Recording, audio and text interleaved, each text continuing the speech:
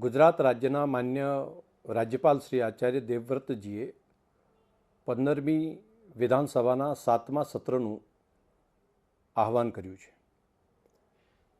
આ ચોમાસું સત્ર તારીખ 8, 9, 10 સપ્ટેમ્બર દરમિયાન બોલાવવામાં આવ્યું છે.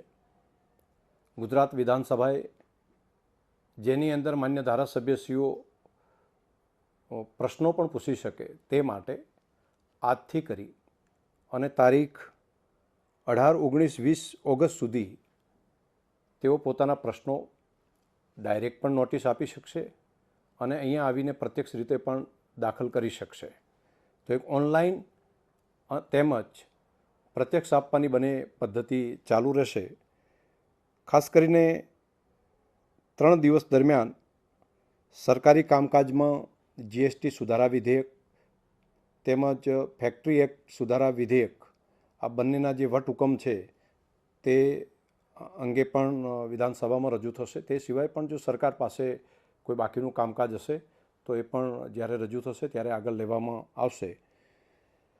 કામકાજ સલાહકાર સમિતિની મિટિંગ જે છે એ તારીખ 6/9/2025ના રોજ શનિવારના બોલાવવામાં આવશે. તેની અંદર બાકીના વિગતવાર જે કામો છે તેની ચર્ચા કરવામાં આવશે.